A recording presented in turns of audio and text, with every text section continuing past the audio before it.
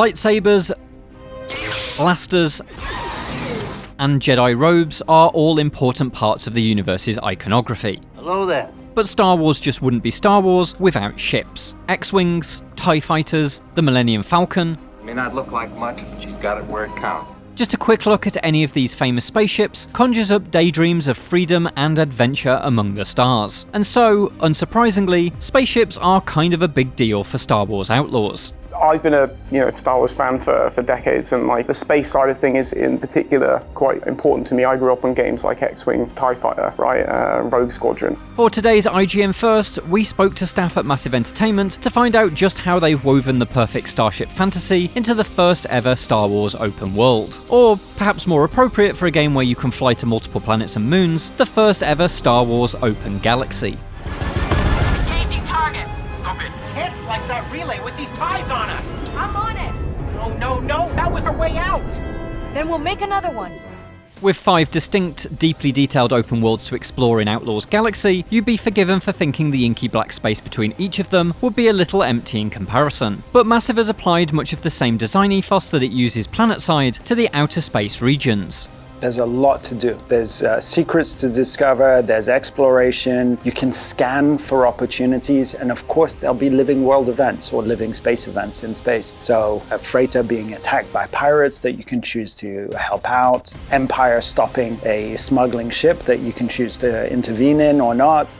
There might be some other things you can do, like a wrecked ship that's got a distress beacon. Is it a trap? Is it not a trap?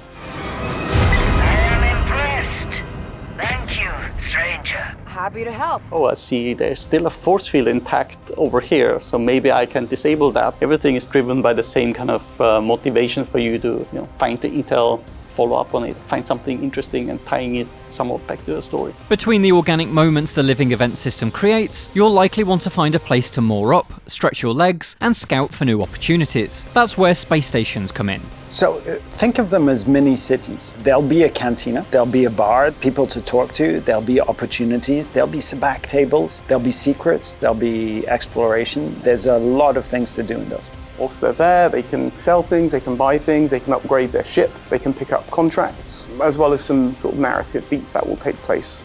While outer space features some contracts and activities similar in scope to what can be accessed on the ground, Massive faced a distinct problem when it came to adventuring among the stars. Yes, Star Wars is a black space with stars mostly, and it's very hard to make something with that because no points of interest there. So we needed to find what makes the exotic ingredient to it.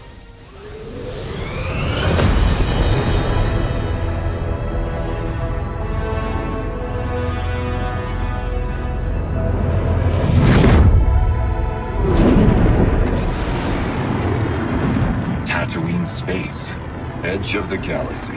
The answer was to push the visuals of space in Star Wars further than we typically see in the movies and TV shows. Each planet had to be surrounded by regions of space that looked unique, which in turn would offer interesting gameplay challenges. We have a regulated space, that's the space that the Empire control, which is our black space with stars. And then we have our unregulated space, which is dangerous part. See the dust cloud, the debris field, if you go in there, it's gonna be more dangerous. It's not Empire controlled, you will not see like big freighters, there's like the pirates and so forth that might attack you.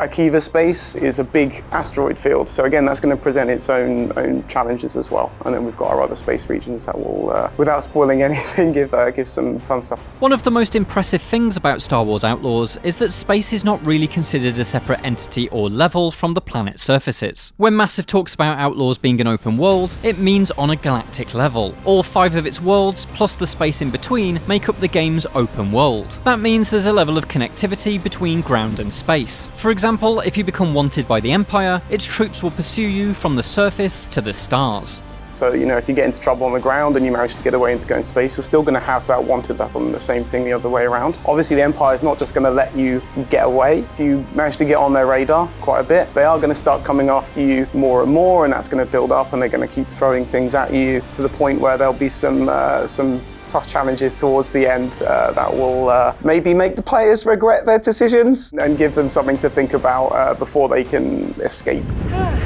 We made it. There's a lot of technical work that goes into creating that sense of a full open galaxy, but there's one aspect that's absolutely crucial: the seamless transition between land and space. It's one of the first things that we wanted to do, is to have this connection, this player connection with the entire journey of a scoundrel. And that includes taking off from a station, a landing pad in a city or in a settlement, and going into orbit and landing on a space station. All of those things are so important to this idea and to the consistency of the experience in general. Well, I think taking the player out of the experience into a loading screen kind of kills the immersion a little bit. So keeping the player like in the Trailblazer, as they're going through these things, experiencing it is quite important from that kind of experience perspective. Of course, creating the seamless landing sequences requires the Snowdrop engine upon which Outlaws is built to perform some pretty impressive digital wizardry. So we literally are moving you from here to over here, because this is where the position is now. And then we start furiously unloading everything from behind you and start loading everything on the new map in front of you. So we move you into position, and then we bring in the transition. You move into planet atmosphere, and then we do a blend and we hold the ship. We reposition you. We know where you wanted to land, so we start loading that position, streaming from there and out. The rest of the systems handle everything else when you land, but once we finish loading, then we move you again back through the clouds, and that's when you fly it down to the planet's surface. We do a camera cut, and then you disembark at the location, everything being loaded. While many elements of Star Wars Outlaws is familiar, there's plenty new to see. That includes your ship, the Trailblazer.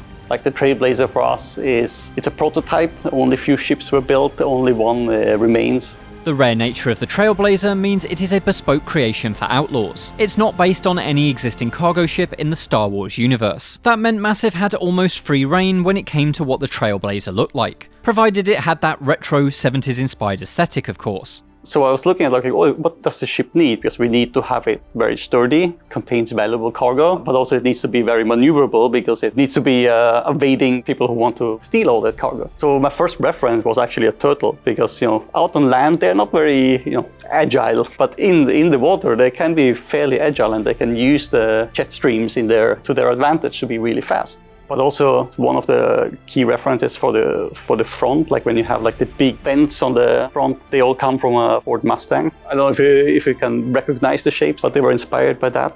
The Trailblazer may be a cargo freighter, but the Outer Rim is a dangerous place for smugglers. That's why, much like the Millennium Falcon, it's kitted out with a few offensive options. So the Trailblazer's got a few different weapon types that you can buy throughout the game and upgrade, as well as a turret that you'll get along the way, and various missiles. Obviously at the start it's not going to be its peak power level, but then that just mirrors the kind of journey that Kay's going on as well, where she's getting used to the Trailblazer. So you'll be able to change the kind of color scheme of your hull. There'll be some engine stuff that you can do. All of this is earnable in game as well. So you'll be able to make the Trailblazer kind of feel like your ship, with the combination of how you choose to put your armaments on for your gameplay style and the visual look of it. So it'll all come together for a package that you're happy. While there's plenty of customization options for the Trailblazer, flying this ship is just one part of a much larger whole. As such, Massive hasn't turned Outlaws into a stealth flight simulator. The aim is for flying to come as naturally as walking across a planet's surface.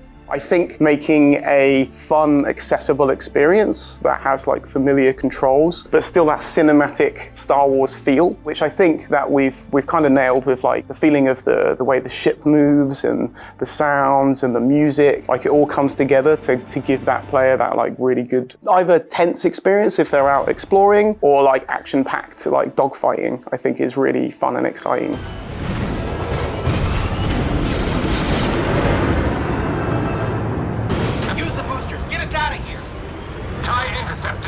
They're locking us in, Kay! We can make it. We're out. We're good. That's not to say that your ship will control itself, though. There's some stuff that you can do there, abilities to repair your ship and your shields and stuff, but there will be a little bit of light management of that, with things on cooldowns. Didn't really want to lean into a more sim experience, because Star Wars is for everyone, right? So we want as many players to engage with the systems as possible. Attention pilots. Abandon Solar Church. Okay, are we good? We're all clear. Let's get back to Aragon. To learn more about the wider galaxy that the Trailblazer fits into, be sure to check out our other IGN First videos about Star Wars Outlaws open world design and the criminal gangs that populate it. And for everything else, stick with IGN.